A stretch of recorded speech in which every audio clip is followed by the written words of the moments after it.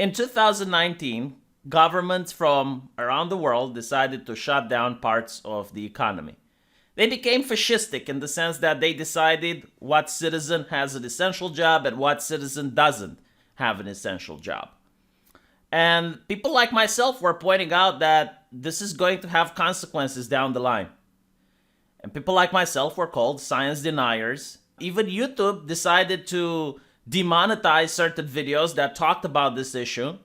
And we later found out that some politicians said, well, if people can talk about these issues, they're going to be against the lockdowns. So big tech had to intervene. And my point was that, look, I'm not denying the science. Like, I'm fully aware that if you take every single citizen and put them into an isolation facility for a month, then the pandemic would be over. But the problem is that that is very expensive. And I have experience working at a hospital when you have an old lady and she's getting prescribed some expensive treatment, like some German medicine here in Romania, which can be expensive. And the lady says, I can't afford this. Now, she's not saying that the medicine wouldn't work. She's just saying that the price for it is too high. So what the doctor does in that situation is he prescribes some cheaper medication, which might be less effective, might have more side effects, but it's something that she can afford. It's something that at least she can buy. So what ends up happening with the lockdowns and printing money and stimulus bills and stimulus packages and more printing money is it led to inflation. And I want people to understand the virus didn't cause the inflation. The politicians caused the inflation. Like, this is not a natural crisis. This is not like some tsunami came over Japan. This is not like a plague of locusts, like some natural thing that couldn't be avoided. No, like, this was man-made. This was completely predictable, and it has happened. And now, years later, we can look at the effects. So if you look at the United States, let's look at the food essentials. Ground beef is up by 10.8%. Christmas is coming, by the way. A lot of people require a meal with their family. Well, they're going to have to pay more for it. Bacon is up by almost 20%. Eggs are up by 12.6%. And of course, everything that's made with eggs is going to cost extra. So almost all type of sweets and cookies, if you buy that have eggs in them, ice cream. 8% increased price on apples. And let's look at other thing. Regular gas up by 43.3%. Everything costs gas. Literally everything costs gas. So if you want some coffee, well, that coffee was probably delivered from another country using gas. And then it was put into a warehouse and it was taken from that warehouse to the store using gas. All of that is going to increase the price. Electricity is up by 5.2%. Again, most things also use electricity. That warehouse that the coffee is stored, well, probably has some lights on. Used cars are up by 25.5%. I'm pretty sure that the car manufacturers are really upset about this, that people are going to have to be less likely to buy used cars. I mean, by this point, hey, why not just buy a regular car, right? Hotels up by 20%. And then clothing. Well, at least clothing is not that expensive. So, last year in 2019, there were a lot of left-leaning commentators and talking heads that were saying, oh no, printing money isn't going to cause inflation. Inflation isn't going to happen. And honestly, what I wanted to do was to do the most edgy thing imaginable, to make a list. Yeah, like, this is the most edgy stuff you can say. I'm going to make a list with names. I'm going to make a list. I wanted to make a list, to be honest.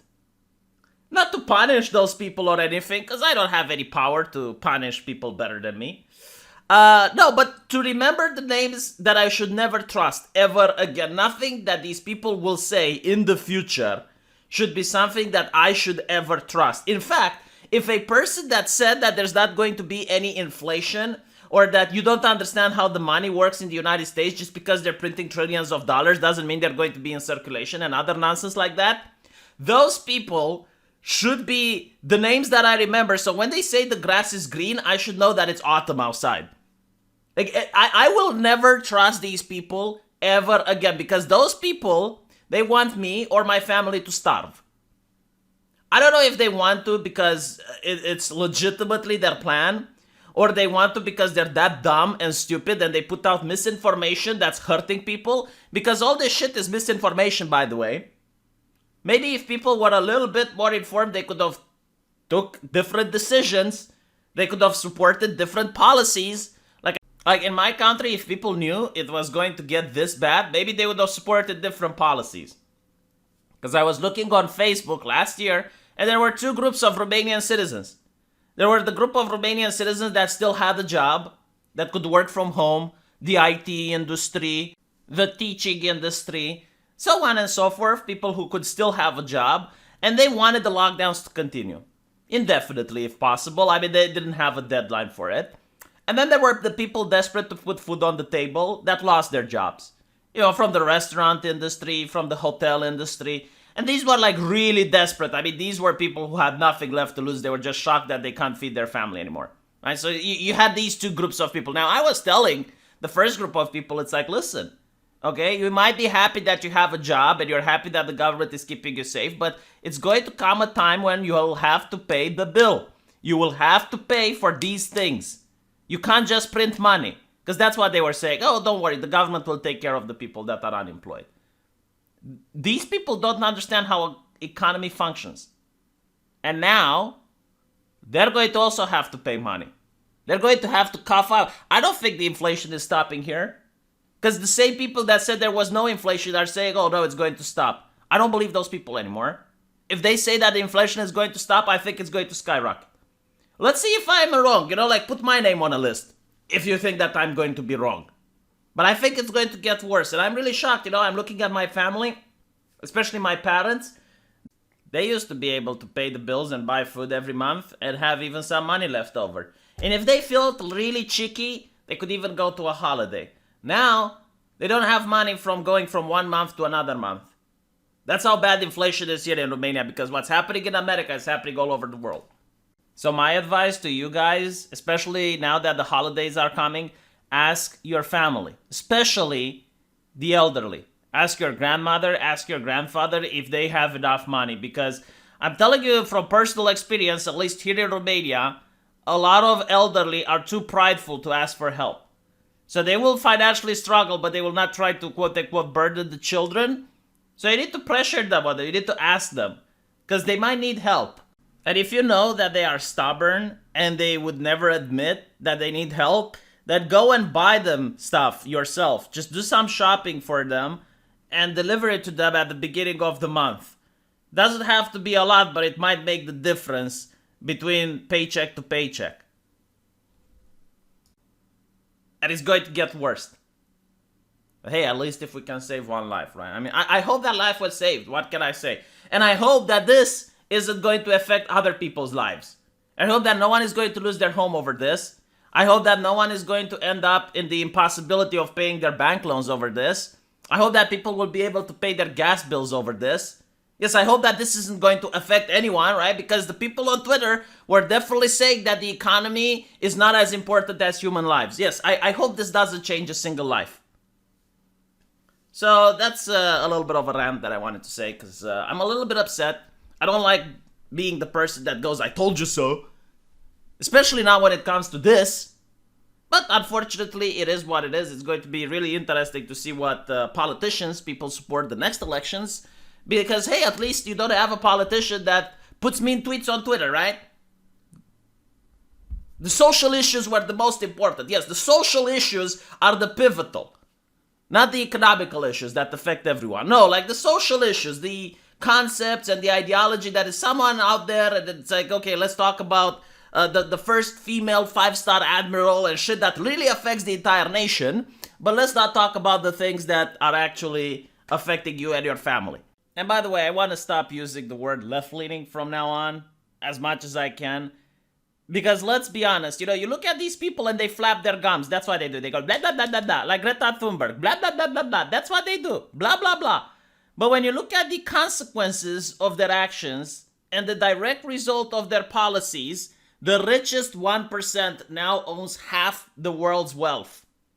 The richest 1%, now richer than they have ever been in the last 50 years. Do you remember when the left started Occupy Wall Street? Because I remember that. It was when everyone got together and they went, you know what, like Wall Street is playing by different rules. Wall Street is able to do whatever they want while everyone else has to fall under regulations. Wall Street is able to avoid paying their fair share, to avoid paying taxes with various legal holes that are purposefully there because they pay politicians to allow those loopholes to be there. Do you guys remember that? Do you know what happened? I'll tell you what happened. You had everyone at Occupy Wall Street, and then you have some ideologues coming from university, and all of a sudden they're talking about identity politics and racismus and homophobismus, and if you're a marginalized person, you get to talk first, you're a better protester than other people, and some protesters need to check their privilege. It destroyed Wall Street. What happened after that? You look into the articles, the headlines, and the number of times people mention racism go all the way up.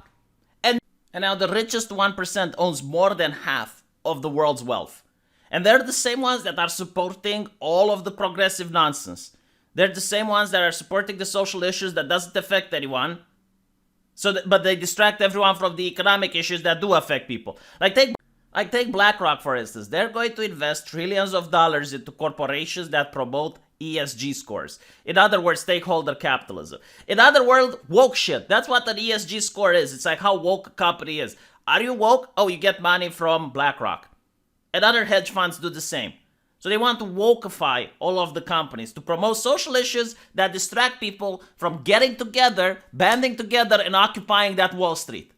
You're never going to see that Wall Street occupied anytime soon because these are the policies. These people aren't left-leaning. These people are woke capitalists. They live in a system where companies pretend to care about social justice to sell products to people who pretend to hate capitalism while getting money from BlackRock to do so. And this is why I don't want to waste my time with these people anymore. If you think of BlackRock as being a wizard, they just casted the spell Summon Monster. There's no reason to fight the monster. There's no reason to debate or talk. No, you take it to BlackRock. They're the actual problem. So I'll just bypass the conversation altogether. They're just wasting my time if I debate or talk with them. The best way to see how full of shit these ideologues are is to go back 3 years ago, listen to their videos or what articles they were posting 3 years in the past, and then see the effects today. And you'll see how wrong they are on almost every single issue. Why would you want to debate them still? House Speaker Nancy Pelosi, who represents San Francisco, toured the area this morning. She says there's no reason tourists or locals should be staying away. NBC Bay Area's Mark Matthews has been with the House Speaker all day. He joins us live in San Francisco's Chinatown. And Mark, businesses, are they really hurting there? Well, to hear some business owners tell it, Janelle, this coronavirus scare has had an enormous impact. Speaker Nancy Pelosi told me she came here to Chinatown to combat fear. That's what we're trying to do today, is to say everything is fine here. Come, because precautions have been taken. The city is on top of the situation. The speaker was greeted by shop owners with open arms. I love it! I love it, Nancy! I love it! I'm so glad you came. I know you make my store famous. She visited a wok shop, a temple, and a Chinatown icon, the Golden Gate Fortune Cookie Factory. Started 58 years ago by owner Kevin Chan's mother and uncle. Chan told me his business has been decimated. I went down 70%. Chan believes the fear of the virus is racially motivated. I think it is.